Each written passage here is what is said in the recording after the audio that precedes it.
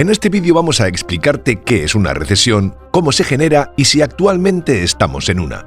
Y es importante hablar de esto, ya que dependiendo de cómo de mal se ponga la situación económica, es probable que sientas sus efectos en tu bolsillo. En general se usa la palabra economía para resumir todo lo que pasa con el dinero de la gente, el gobierno y las empresas de un país. Miles de millones de personas que toman miles de millones de decisiones sobre qué hacer con su dinero que están conectadas entre sí.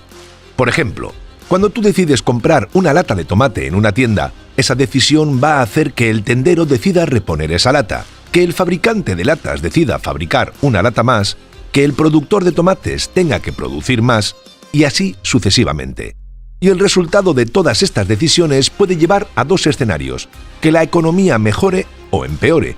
Y para medir cómo va la economía en general, se usa el Producto Interior Bruto. El Producto Interior Bruto mide en dólares todo lo que se fabrica y se vende en una economía, y ese puede ser un gran número. Por ejemplo, el Producto Interior Bruto del mundo en 2021 fue de 96 billones de dólares. Es decir, todo lo que tú, el gobierno y las empresas compran con dinero forma parte del Producto Interior Bruto. Solo imagina cada lección de piano, cada porción de pizza, cada lavado de auto, cada par de zapatos vendido, cada teléfono inteligente fabricado, todo lo que la gente, el gobierno y las empresas compraron dentro de su país, es decir, su economía, se suma para formar el Producto Interior Bruto. Y ese Producto Interior Bruto también sirve para comparar entre países y ver cómo de grande es una economía con respecto a otra.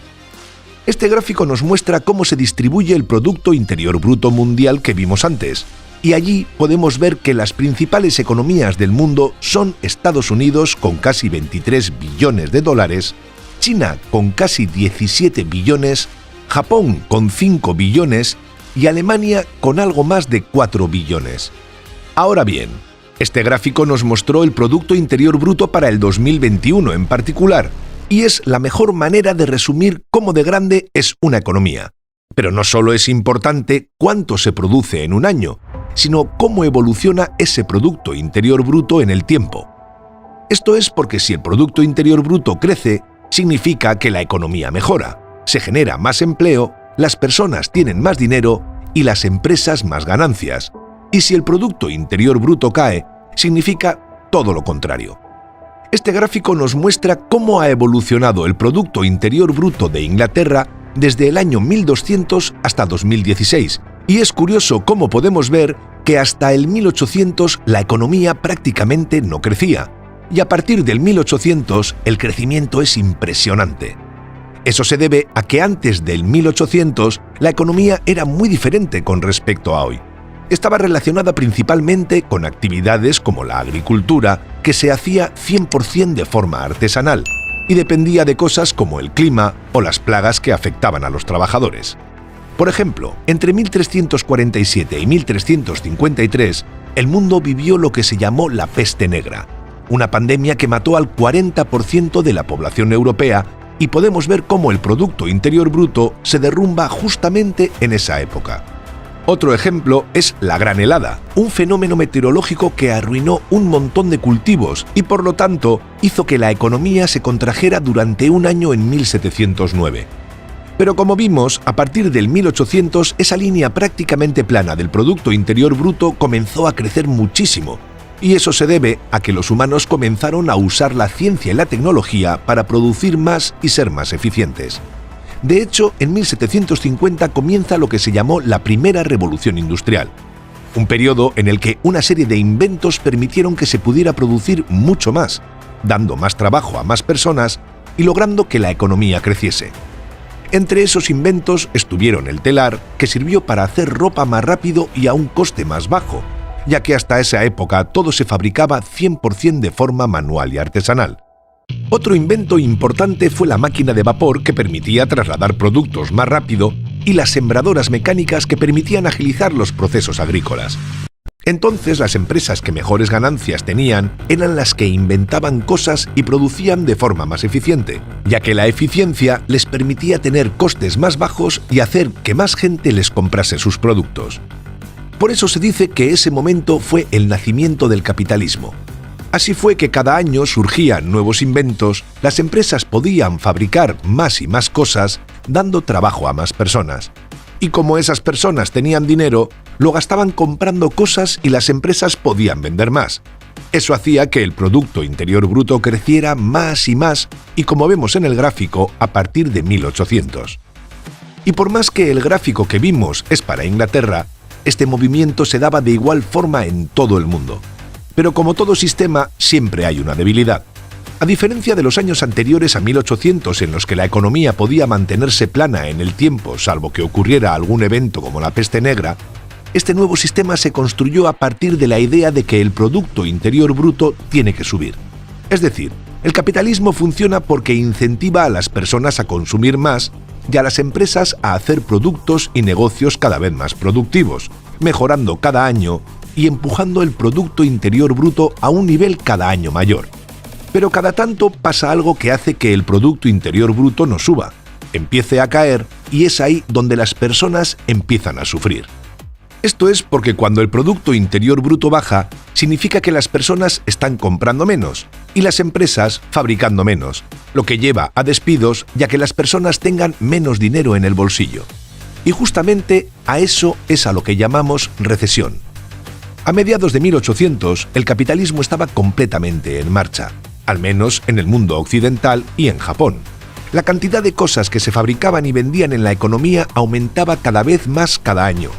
Pero en un momento empezó a pasar que, cada tantos años, el Producto Interior Bruto bajaba un poco, como podemos ver en el gráfico, y se generaba una recesión. La cantidad de cosas que se fabricaban y vendían se reducía, y no necesariamente por el clima o las enfermedades, sino por las decisiones que las personas, empresas y gobiernos tomaban. Por ejemplo, la caída de la economía inglesa en 1918 como consecuencia de la Primera Guerra Mundial, que hizo que muchas personas murieran y se frenara el consumo. Pero una vez que se superaba ese periodo de crisis, es decir, de recesión, el Producto Interior Bruto simplemente continuaba su camino hacia arriba. Este gráfico nos muestra el Producto Interior Bruto de los Estados Unidos desde 1948 hasta hoy, y las barras grises en el gráfico muestran las recesiones. Y más allá de que algunas fueron muy leves, como la de principios de los 80, y otras muy fuertes, como la del 2008, ya ha habido 12 periodos de recesión. De hecho, hace muy poco Estados Unidos tuvo la última que fue producto del COVID, que aunque duró muy poco tiempo, fue muy fuerte. Entonces, ¿por qué el Producto Interior Bruto cae cada X tiempo? ¿Qué hace que se generen estas recesiones? Las razones pueden ser varias, pero no pueden ser explicadas simplemente mirando el gráfico, sino que para entenderlo es necesario entender las decisiones de las personas, los gobiernos y las empresas. La economía capitalista tiene dos jugadores principales. Por un lado las personas y por el otro los negocios, o como les gusta llamarlo a los economistas, hogares y empresas. Analicemos cómo se genera una recesión pensando en algo más pequeño, como por ejemplo tu vecindario. Tú vas a tu panadería todos los días, un negocio importante en la economía de tu vecindario, y pagas $1 por un trozo de pan. La panadería tomará tu dinero y lo usará para pagar a sus trabajadores. Y como estos trabajadores viven en ese vecindario, van a tomar el dinero que ganaron y lo van a gastar dentro del vecindario. La panadería también tiene que pagar el alquiler al propietario del local comercial, que también es una persona más del vecindario. Entonces, esas personas se van con el dinero que acaban de ganar y lo gastan en otros negocios que también tienen trabajadores y alquileres que pagar. Y de repente tu dinero está fluyendo hacia todas las personas que trabajan en la economía y todos se sienten bien al respecto. Tienen trabajo, tienen un ingreso y pueden comprar cosas. La panadería y otros negocios del barrio sienten que la demanda está creciendo y dicen: necesitamos contratar más gente para poder producir y vender más. Y por suerte para ellos, hay inversores que, entusiasmados con toda esa demanda, comienzan a invertir su dinero en la panadería y en todos los demás negocios, dándoles dinero para contratar a más personas, para hacer más pan, más compras y crear más empleos. Y a cambio del dinero invertido, la panadería le dará a los inversores una parte de sus ganancias, que usarán para comprar cosas e invertir en otros negocios. El Producto Interior Bruto está subiendo porque cada vez se produce más. La economía está creciendo, pero de repente pasa algo que hace que ese ciclo positivo se detenga. Por ejemplo, se podría parar por haber generado inflación como sucedió a lo largo de 2022. Y esa inflación se genera justamente por una decisión del gobierno de imprimir mucho dinero. Esto es porque el dinero funciona como cualquier otro producto, en el sentido de que cuanto más grande es la cantidad disponible de un producto, más barato es. Por eso el oro, del cual hay poco, es más caro que el agua, de la cual hay mucha. Con el dinero pasa lo mismo. Cuando el gobierno imprime mucho dinero, el dinero pierde su valor y por eso los precios aumentan. Y durante la pandemia, el gobierno de Estados Unidos imprimió mucho dinero, lo que generó la inflación que tenemos hoy. Entonces, cuando te presentas un día en tu panadería, notas que algo ha cambiado. De repente el precio del pan es de $2 y el panadero dice: «Lo siento, amigo, el precio de la harina, del alquiler y de la luz ha subido». De repente sientes que tal vez ya no puedas comprar este pan. O incluso si tienes la posibilidad de seguir comprando el pan, escuchas la noticia de que las tasas de interés, que es la ganancia de los inversores y de los bancos, están subiendo, y piensas que sería bueno invertir tu dinero en bonos del Tesoro de Estados Unidos. Los bonos del Tesoro son el instrumento que el gobierno de Estados Unidos usa para pedir dinero prestado a los inversores en la bolsa, y la tasa de interés es la ganancia que el gobierno le paga a los inversores por prestarle dinero. Y subir la tasa de interés es decisión del gobierno, ya que la Reserva Federal de Estados Unidos, para bajar la inflación, aumenta la tasa de interés de los bonos del Tesoro. Esto es porque si suben las tasas de los bonos del Tesoro, los inversores deciden darle su dinero al gobierno de Estados Unidos y así sacan su dinero de la economía. Y así como imprimir dinero hace subir la inflación, quitarlo de la economía hace que la inflación baje. Por eso, la tasa de interés de los bonos del Tesoro viene subiendo a lo largo de este 2022. Y ahora estás pensando: tal vez no debería gastar dinero en el pan y ahorrar ese dinero ya que puedo obtener una buena ganancia. Por otro lado, la tasa de interés más alta también hace que los inversores no quieran invertir en la panadería, ya que la panadería por un lado está vendiendo cada vez menos por la inflación y por otro lado la tasa de los bonos del Tesoro está subiendo y siendo más atractiva para los inversores. Y aquí es cuando empiezan a circular por el vecindario los rumores sobre una recesión económica que se avecina debido a que los negocios están vendiendo menos y recibiendo menos dinero de los inversores. Eso hace que la gente se asuste y empiece a ahorrar sus dólares en lugar de gastarlos en los comercios del vecindario. Mientras tanto, tus vecinos ven y sienten lo mismo que tú. La panadería contrató a demasiados trabajadores durante los buenos tiempos, pero ya no los necesita. Además, ya no tiene los ingresos para pagarles a todos, por lo que tiene que despedir a algunos o recortarles el salario. El desempleo ahora está subiendo. «Perdí mi trabajo hoy», dice tu vecino triste una noche, lo que te asusta aún más. Tal vez deberías tener más cuidado con tus gastos.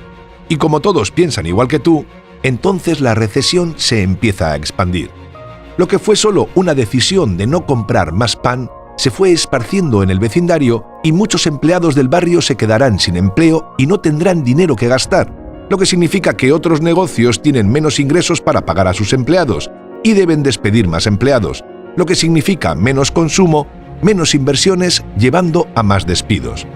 Es decir, esta economía que alguna vez estuvo repleta de actividad está experimentando un efecto dominó negativo. Se fabrican menos cosas, se compran menos cosas. La economía de tu vecindario se está reduciendo. Ahora el Producto Interior Bruto es más bajo que el año anterior, lo que significa que tu barrio está en recesión. Se podría resumir en que una recesión es el resultado de millones y millones de decisiones de los gobiernos, las personas, las empresas y los inversores, que forman una reacción en cadena negativa. Y si llevamos este ejemplo a todo el país, estas decisiones tienen una reacción en cadena masiva que afecta a todos los que participan en la economía, a todos los habitantes de un país. Esta es la bendición y la maldición del capitalismo, ya que por un lado el capitalismo ha permitido a la economía crecer como vimos al principio, pero el costo de ese crecimiento es tener cada ciertos años una recesión en la cual las personas se quedan sin empleo, las empresas cierran y todos sufren las consecuencias. Ahora que te hemos explicado qué es una recesión y cómo se genera, hablemos del mundo real por un momento. Probablemente te estés preguntando, ¿estamos en una recesión en este momento? ¿La gente está gastando menos dinero y las empresas produciendo menos cosas? ¿El Producto Interior Bruto se está achicando? Estas son preguntas muy difíciles de contestar, ya que estamos recibiendo señales contradictorias de la economía. Por ejemplo, en los Estados Unidos hubo 2 trimestres seguidos de reducción del Producto Interior Bruto, que fueron el primer y segundo trimestre del año. Y esto, según la definición de varios economistas que dice que se considera recesión técnica cuando el Producto Interior Bruto se reduce por 2 trimestres consecutivos, pero sin generar aún otras consecuencias graves en otros aspectos, como por ejemplo un aumento fuerte del desempleo, significa que Estados Unidos cayó en una recesión técnica en la primera mitad de 2022. Pero luego, hace solo unas semanas, salió la noticia de que en el tercer trimestre de 2022 la economía volvió a crecer como vimos en el gráfico anterior. Fue un crecimiento muy leve, pero crecimiento al fin y al cabo. Así que por más que hay una recesión técnica desde la definición teórica, aún no podemos decir que estemos en recesión, ya que la economía volvió a crecer. Además, durante una recesión la cantidad de personas desempleadas aumenta. Pero mira dónde está la tasa de desempleo en este momento. Es menor al 4% y mucho más baja que el pico de casi 15% que Estados Unidos tuvo durante la pandemia. Eso no parece una recesión, así que las señales son contradictorias. Lo que sí sabemos es que la gente está bastante asustada. De hecho, una encuesta en Estados Unidos reveló que el 84% de los americanos cree que podría ocurrir una recesión económica este año. Y esto está haciendo que las personas se cuiden mucho más con sus gastos. Esa misma encuesta mostró también que el 34% de los americanos está retrasando compras importantes como cambiar la casa o el auto, un 28% se plantea recortar el gasto de las vacaciones, el 24% está destinando más ingresos al ahorro e incluso el 14% elige quedarse en un trabajo que no disfruta por miedo de no conseguir otro. Pero además de la inflación y el aumento de la tasa de los bonos del Tesoro, hay otros 2 problemas que también generan este miedo en las personas, las empresas y los inversores, y tienen efectos muy negativos en la economía. Uno de ellos es el COVID-19. Por un lado, China está teniendo fuertes rebrotes de COVID, que hacen que muchas personas tengan miedo de que volvamos a tener una crisis como en 2019 y 2020. Y por otro lado, aún hay consecuencias del COVID en la cadena de producción. Es decir, aún hay productos que faltan en las góndolas como consecuencia del COVID. Por ejemplo, la pandemia hizo que durante mucho tiempo cerraran varias plantas de producción de carne o que redujeran el horario porque las personas no podían ir a trabajar por el COVID. Y como los animales tardan en crecer al punto de poder producir cortes de carne, la falta de producción terminó elevando los precios de la carne, especialmente a partir de 2020. El segundo problema es la guerra de Ucrania, que durante 2022 generó fuertes aumentos en los precios de la energía y de ciertos alimentos como el trigo. Por un lado, a causa de la guerra, Rusia decidió dejar de venderle gas a Europa, lo que aumentó el precio del gas, que se usa, entre otras cosas, para fabricar energía eléctrica. Eso hizo que aumentara el costo de la energía en Estados Unidos y se prevé que siga subiendo en el futuro, como vemos en el gráfico. Y por el otro, como Ucrania es uno de los mayores productores de trigo del mundo y una parte importante del territorio ucraniano no puede ser usado para los cultivos porque es zona de guerra, se produce menos trigo y el precio del trigo creció a valores récord en 2022 de toda la historia. El resultado de todo esto es que como aumentan los precios, las personas compran menos cosas, las empresas se achican y eso genera desempleo. Y por más que aún no vimos el desempleo subir mucho, sí vemos en las noticias que cada vez más empresas están despidiendo a su personal y achicando sus costes, como analizamos en este vídeo. Por ejemplo, Meta, la empresa dueña de Facebook, despidió a más de 11.000 empleados. Otro ejemplo es el de Stellantis, que fabrica automóviles Jeep, Chrysler y Dodge, que confirmó que planea dejar inactiva la planta de producción a partir de febrero de 2023, lo que resultará en despidos para 1.350 trabajadores. Además, Morgan Stanley, uno de los bancos más grandes del mundo, despidió a 1.600 trabajadores que representan el 2% del total de empleados del banco. Y Amazon podría eliminar hasta 10.000 puestos de trabajo. Y los ejemplos siguen y siguen, por lo que es probable que pronto veamos que el desempleo empiece a aumentar considerablemente en los Estados Unidos, porque si las mayores empresas del mundo, que son las que mueven la economía y tienen más información, empiezan a decidir que tienen que echar a la gente, esto llegará hasta la panadería de tu vecindario. Eso es lo más grave de todo esto, es decir, los expertos hablan de la economía como una ciencia, miran gráficos, hacen cálculos y sacan conclusiones científicas. Y eso tiene sentido ya que en definitiva es una ciencia, pero no hay que olvidar que detrás de todos esos gráficos y cálculos están las personas, que toman decisiones en función de cómo se sienten y no necesariamente tienen la capacidad de hacer todo ese análisis. Por eso una recesión es difícil de predecir y controlar. En definitiva, los economistas lo hacen, predicen recesiones, pero no deja de ser una tarea realmente muy difícil de lograr. Hoy todo indica que es casi seguro que se avecina una recesión. De hecho, muchos expertos opinan que así será. Por ejemplo, el presidente de Goldman Sachs, uno de los bancos más grandes del mundo, cree que existen buenas posibilidades de que ocurra una recesión en Estados Unidos en 2023. Pero él no es el único que piensa eso. Una encuesta realizada entre varios economistas en Estados Unidos dice que los economistas creen que hay un 70% de probabilidad de recesión en Estados Unidos para 2023. Eso significa que si ves este vídeo dentro de algunos meses, es probable que ya estemos en recesión. Pero en definitiva, por más que sea ahora o más adelante, una recesión es inevitable. Es decir, el propio sistema capitalista genera que, para que haya crecimiento, cada X tiempo tiene que haber una recesión. Es una parte de nuestro sistema económico moderno y solo nos queda aceptarlo. La gente perderá sus trabajos y las empresas cerrarán, pero en algún momento las decisiones de las personas, los gobiernos y las empresas harán que las cosas empiecen a cambiar y la economía volverá a crecer nuevamente. De eso podemos estar seguros.